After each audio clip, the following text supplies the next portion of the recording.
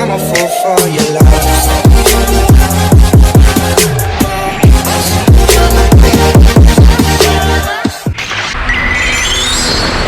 Nah, seperti biasa, sebelum lanjut video ini jangan lupa untuk subscribe dan juga nyalakan bel notifikasinya ya. Karena kalian tidak akan tertinggal informasi menarik seputar One Piece hanya di channel Devil No Mi.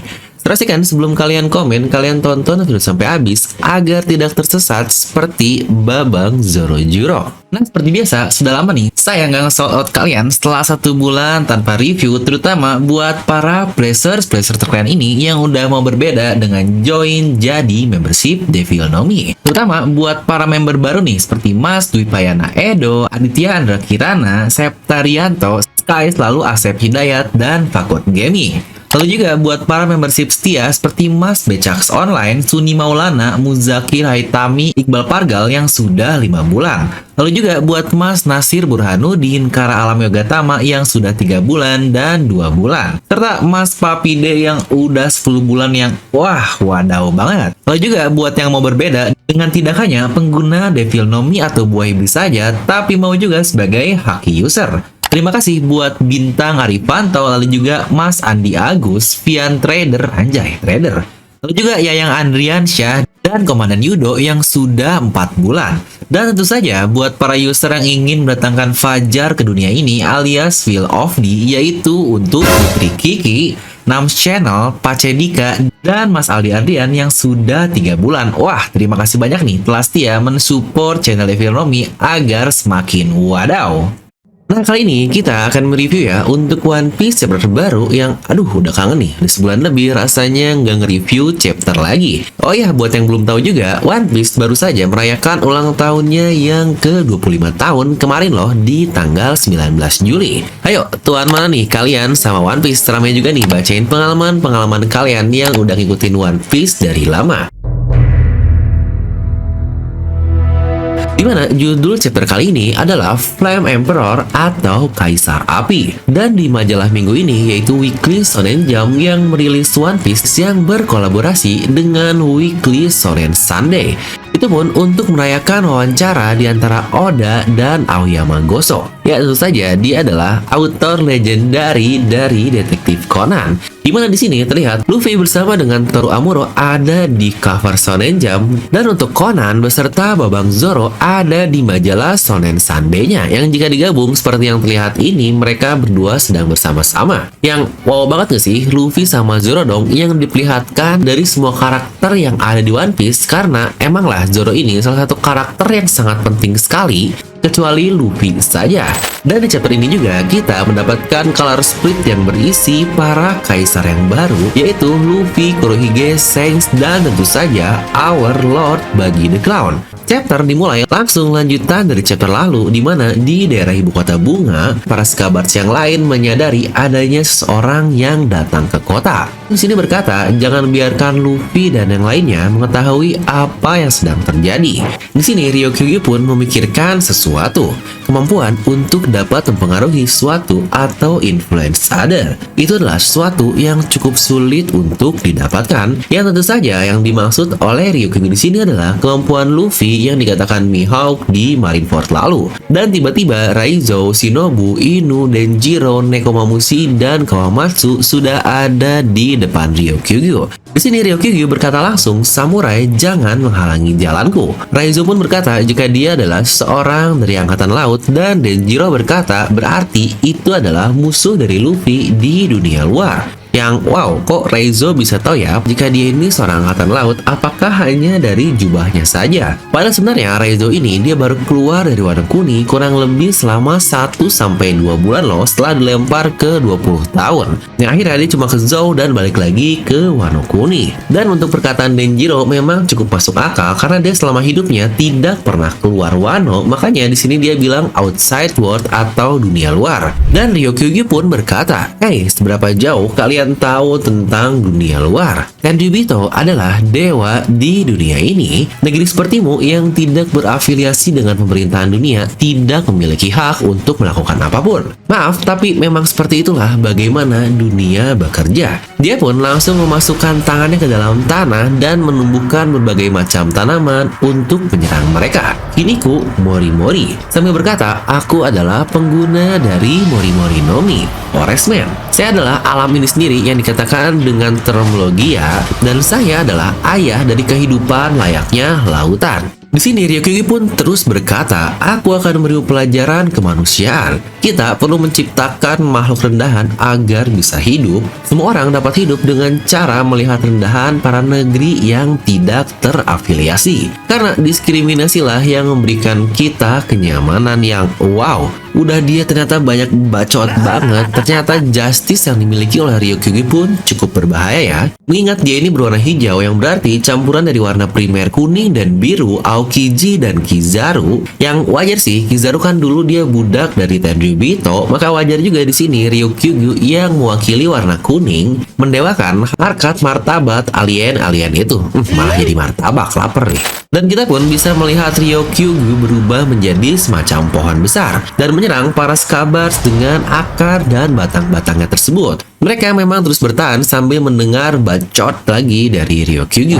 Orang-orang boleh mati di negeri ini, tapi tidak ada aturan yang bakal terlanggar. Hentikan aku jika kalian bisa. Aku akan membunuh ribuan orang jika diperlukan untuk menangkap Luffy si topi jerami. Ya benar, ternyata tujuan Ryokyugi adalah kapten kita, yaitu Luffy. Sama seperti tugas Akainu kepada Fujitora dahulu di Dressrosa untuk menangkap Luffy dan Torao. Tapi tiba-tiba Yamato datang dan langsung memukul Ryokyugi tepat di kepalanya. Itu pun membuat Ryokyugi tersungkur ke tanah dan Yamato berkata, semua yang kau katakan tidak dapat dimaafkan. Ya emang bener sih, yang bisa dibilang Ryokyugi ini ternyata seorang yang bangsul banget. Dia didewa-dewakan karena kemampuan yang hebat, tapi sifat yang kayak gini jadi kesel juga nih. Ryokyugi pun dia terluka dari serangan Yamato dan berkata, jika kau memiliki haki yang sangat kuat. Yamato pun melanjutkan, Wano sudah menderita selama 20 tahun oleh tirani dan sekarang negerinya telah bebas. Dan Ryokyugi pun berkata, kau ini sebenarnya siapa? Dan Yamato menjawab, saya Yamato, anak dari Kaido. Di sini Ryokyugi kaget dan, anak dari Kaido? Ya tentu saya dong, kenapa Yamato bisa sangat-sangat kuat sekali dengan hakinya yang bahkan seorang seperti Ryokyugi pun kaget. Dia aja bisa beradu sama Kaido, punya Hosoku no Haki, punya Mythical Zoan yang luar biasa, dan yang lebih tinggi lagi, dia sudah bisa menggunakan Hosoku untuk diinfuse ke serangannya. Makanya serangannya bisa mempan kepada Ryokyugi. Dan sini pun ternyata Momonosuke datang dengan mode naganya dan dia berkata, aku setuju denganmu Yamato, kita tidak akan membiarkanmu menyentuh para pahlawan kita. Oke, ini sebenarnya sesuatu yang cukup mencurigakan. Kenapa semua orang bisa tahu kalau Ryokyugi datang? Mulai dari Denjiro, lalu juga di sini Yamato dan Momonosuke pun ikutan datang. Padahal dia cuma sendiri loh. Yang kalau jawabannya karena Ken Bunsoku Haki sih, harusnya sekelas Luffy, apalagi Sanji bisa ngerasain orang ini juga. Lanjut ya, di sini Momonosuke dia mengeluarkan bola blade-nya untuk meniru apa yang Kaido lakukan. Tapi bohong deng, dia belum bisa melakukannya dan Ryokyugi pun kaget apa yang seharusnya terjadi barusan. Melihat serangannya gagal seperti itu, akhirnya Momonosuke menggigit Ryokyugi dan terbang bawanya jauh dari ibu kota bunga. Ryokyugi pun kaget melihat naga pink ini karena tidak pernah melihat kemampuan seperti itu ada. Dia pun berkata ke Momonosuke untuk menyingkir dan menyerang Momonosuke. Yamato mencoba menolongnya, tapi di sini Momonosuke pun berkata agar dia tidak ikut campur. Yang santai lah ya, gak mungkin kan Momonosuke mati. Udah susah-susah bikin Momonosuke jadi super ganteng seperti itu, masa langsung mati begitu saja? Tapi apa ya kira-kira plot yang udah coba bangun dari Momonosuke untuk dia berbuat seperti itu? Lanjut, kita pun berpindah ke lautan dekat Wano Kuni. Di sini kita melihat kapal dari si rambut merah dan itu adalah Shanks. Di mana beberapa krunya berkata kepada Shanks bahwa mereka sangat ingin sekali bertemu dengan Luffy karena saat ini Luffy sudah menjadi The Great Pirate. Ya, sebutan yang Luffy katakan dahulu dan sebutan juga untuk Roger di 30 tahun yang lalu, yaitu Great Pirate. Shanks mengingat kapan terakhir kali dia mendekati Wano Kuni, itu adalah ketika mereka berpisah dengan Oden, dan dia juga berpikir kalau Momonosuke dan Hiyori pasti sudah besar pada saat ini. Ya, berarti selama 25 tahun lamanya, Shanks tidak pernah menyentuhkan kakinya lagi di Wano Kuni, yang memang kan pada saat itu Kaido sudah menguasai Wano Kuni juga. Di sini Lucky Rocks berkata, "Bos, mari kita bertemu dengan Luffy," dan kru yang lain pun berkata juga, "Luffy sangatlah luar biasa. Dia benar-benar sesuatu banget." Yasop juga ikutan berkata, "Bentar-bentar, aku masih belum siap mental nih untuk bertemu dengan Usopp." Ya wajar sih, dia kan dulu ninggalin Usopp waktu masih bocah. Dan krunya yang lain, Lime Juice berkata, "Apaan ini? Bocah itu, Kid ada di sini juga ya? Bukankah dia yang bertarung melawan kita tidak lama ini?" Dan Shanks pun melihat poster Luffy sambil berkata, jadi ini ya." Dan disinilah kita mendapatkan flashback dari Shanks, di mana dia mengejar satu kapal perang angkatan laut, di mana Ben Beckman memberitahu jika di kapal itu ada CP9, tapi Shanks yang tidak peduli tetap menyuruhnya untuk menyerang. Terlihat Husu muda yang bertanya, "Apa yang kalian mau? Karena tidak ada harta karun di kapal perang ini, kami hanya memiliki satu buah iblis saja." Yang kita juga lihat kota harta karun yang akhirnya Luffy buka di chapter 1 lalu. Dan flashback pun berlanjut ketika Shanks mengingat scene bersama Luffy di desa Fushia dan momen ketika dia mengorbankan tangannya.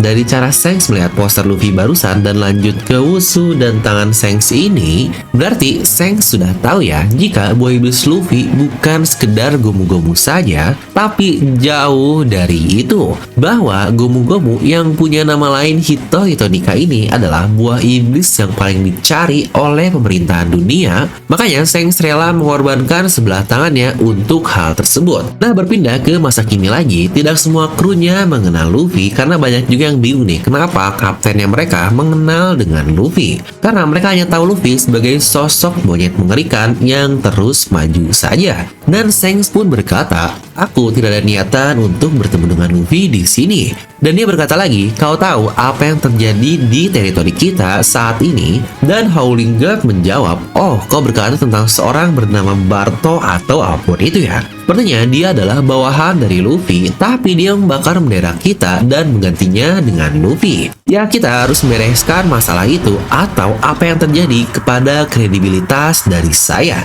Ya, ini juga yang pernah saya bahas di video sendiri terkait Bartolomeo yang membakar bendera milik Shanks tersebut. Banyak dari kalian yang berkata tidak akan apa-apa karena dia ini kan anak buah dari Luffy. Tapi saya sendiri berkata tidak mungkin Shanks bakal diam saja karena yang dibakar itu bendera bajak lautnya loh. Itu adalah martabat tertinggi dari seseorang juga. Seperti Luffy membakar bendera pemerintahan dunia atau bendera apapun, itu udah seperti membakar harga dirinya. Maka tidak mungkin Shanks akan tinggal diam, yang akhirnya terjawab juga di sini. Kredibilitasnya akan dipertanyakan jika dia diam saja. Nice banget. Shanks pun akhirnya duduk di sebelah Ben Beckman dan berkata, "Hey Beck, aku pikir ini saatnya kita untuk ikut bertarung untuk One Piece." Yang wadaw. Akhirnya setelah 25 tahun, setelah 1000 chapter lebih, Shanks akan mengejar One Piece. Apakah akhirnya Shanks mulai bergerak dan kenapa baru sekarang? Apa karena dua kaisar lainnya sudah tumbang, terutama orang-orang terkuat seperti Kaido dan Big Mom?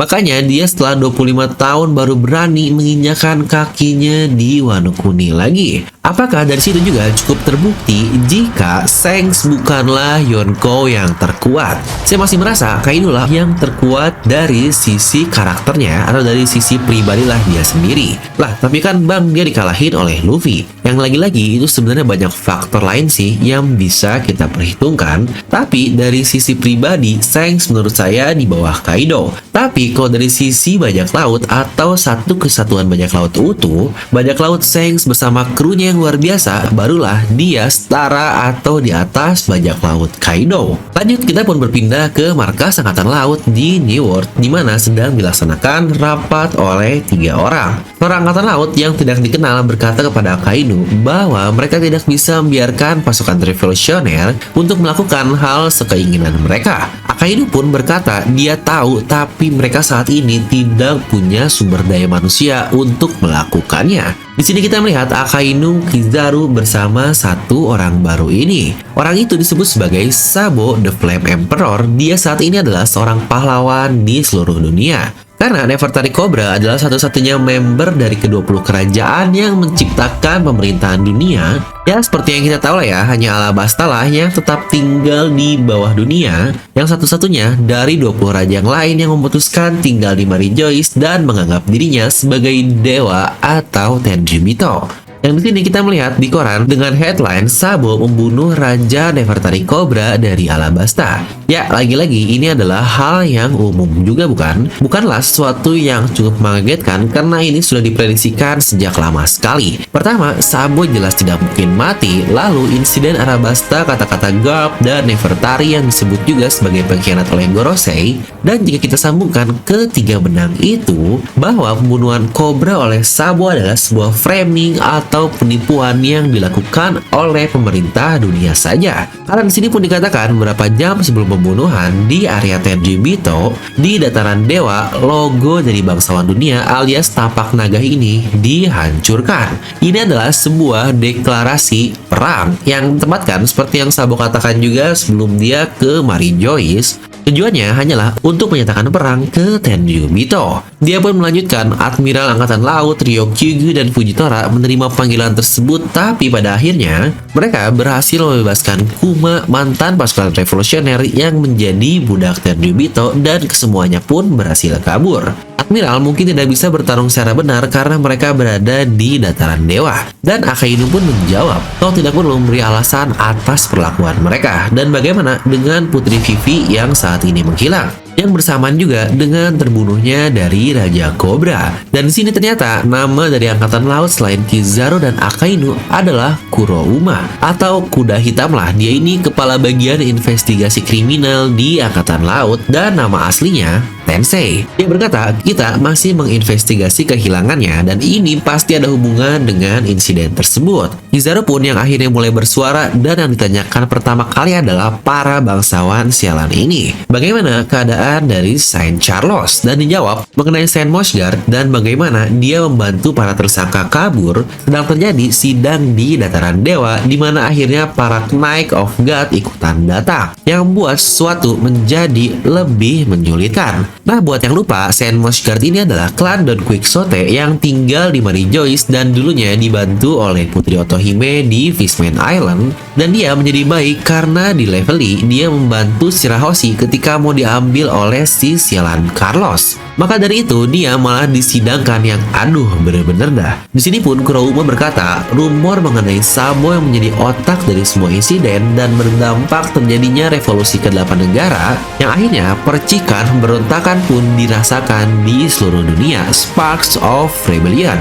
Maka mulai menganggap Sabo layaknya seorang dewa yang kalian bisa bilang popularitasnya sekarang bahkan sudah melewati influence dari Supreme Commander-nya yaitu Dragon.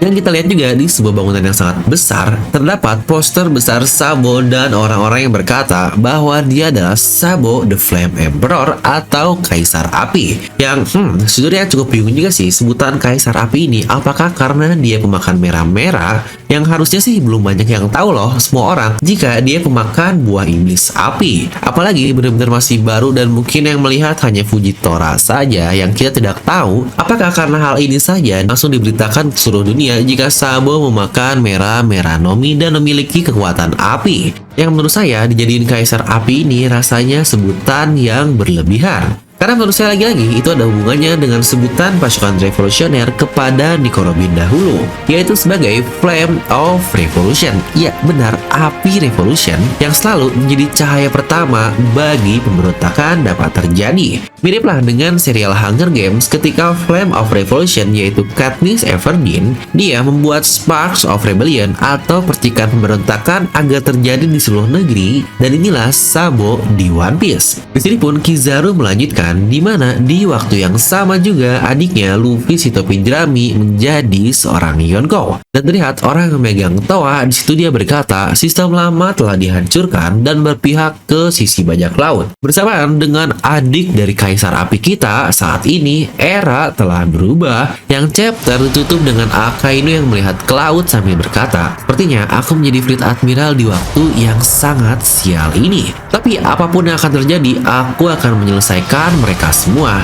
Yang aduh gak enak kan, maksa jadi Fleet Admiral, malah jadi repot di eranya sekarang. Mending dengerin deh kata-kata Devan ini, semakin banyak kamu belajar, semakin kamu akan merasa bodoh. Makanya yuk berhenti belajar biar kamu tetap ngerasa pintar. Dan untuk kasus kerjaan, ngapain capek-capek ngejar pangkat tinggi, toh akhirnya menjadi budak korporat juga. Kerja tipes, ngahaha.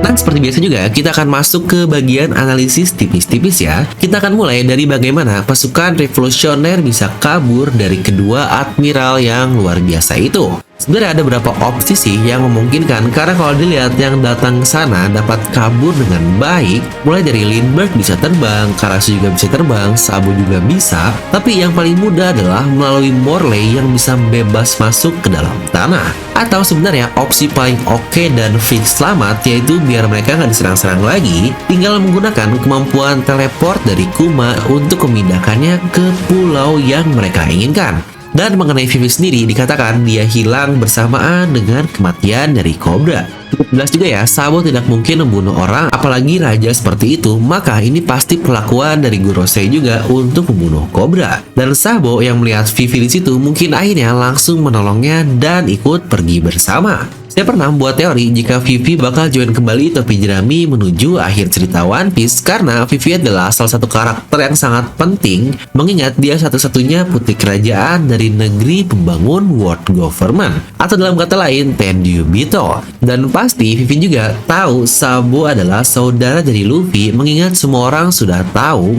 yang berarti pasca Dressrosa ada berita akan hal tersebut. Maka dengan ini Vivi menjadi orang yang melihat saudara dari Luffy secara lengkap, yaitu Ace dan Sabo. Satu-satunya selain Zoro. Ya, cuma Zoro lah yang melihat saudara Luffy secara lengkap dua-duanya. Pertama ketika di Dressrosa, dan satu lagi ketika Ace di Alabasta dahulu. Karena di situ dia cuma ngobrol dengan Franky dan Robin, yang keduanya tidak bertemu dengan Portgas di Ace. Dan sisanya ketemu sebelum berkenalan dari Sabo. Maka jelas banget kan, peran dari Zoro ini satu-satunya orang yang bertemu saudara Luffy, dan Vivi juga yang bertemu keduanya. Serta kalau dilihat bagaimana Ryukyu yang ingin sekali mengambil kepala Luffy, dan dilihat semua orang berusaha melindunginya, bukankah itu mirip banget kayak arc Drillbug dahulu saat Kuma mencobanya, tapi mungkin bedanya di situ Luffy sudah pingsan dan di sini tidak. Tapi perlakuannya cukup mirip juga, dan seperti yang pernah kita bilang juga, Shanks akan datang ke Wano Kuni, karena jika Luffy bertemu Shanks di movie-nya Red nanti yang rilis sebentar lagi tanggal 6 Agustus, maka di manga dia harus bertemu lebih dahulu,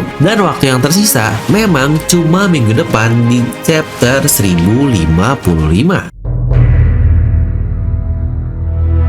Dan kita sekarang masuk ke bagian pendapat Devil Domi seperti biasa, dan buat yang cuma cari review, kalian bisa tinggalkan video ini. Dimana menurut saya ini adalah chapter yang gak epic-epic amat, seperti banyak yang rame di Twitter sampai bilang kalau chapter 1054 bakal jauh lebih epic dari chapter 957 dan chapter 1044. Tapi aduh sorry menurut saya biasa aja, paling beberapa fakta mengenai Sabo dan Shanks saja. Karena ini cukup mirip dengan pola Oda seperti biasa. Ibarat chapter ini miriplah dengan chapter 956 yang menceritakan keadaan dunia, dan polanya yang sama juga ada Sabo. Dimana nextnya 957 lah chapter ultimate-nya, dan menurut saya chapter 1055 ke depan bakal jadi chapter yang sangat luar biasa dengan angka yang bagus juga dan penutup dari komik. Maka fiksi chapter 1055 bakal menggemparkan. Apa mungkin pertemuan kembali ya antara Luffy dan Shanks di chapter ini? Dan di chapter ini pula kita mendapatkan 3 prediksi yang benar, mulai dari Shanks yang gak akan diam saja Barto membakar benderanya karena jelas berhubungan dengan harga diri. Lalu dia yang datang ke Wano Kuni juga sudah pernah dibuat mega teorinya dan akhirnya terkonfirmasi. Serta bagaimana Sabo ini hidup, Cobra mati, dan framing segala yang dibuat oleh pemerintahan dunia. Jadi chapter ini akan saya beri nilai 9 dari skala 10 ya, karena chapter padat seperti biasa walau masih sangat tipis-tipis. Dan info penting juga adalah minggu depan tidak libur ya. Ya iyalah, baru juga hiatus selama 1 bulan. Nah jadi itu untuk video kali ini. Kalian bisa langsung tuliskan pendapat kalian di kolom komentar di bawah. Dan seperti biasa, semoga kalian terhibur dengan video ini. Like aja kalau kalian suka, dislike aja kalau nggak suka. Jangan lupa untuk subscribe dan juga share video teman kalian. Gue Devil pamit, and I'll see you guys next time.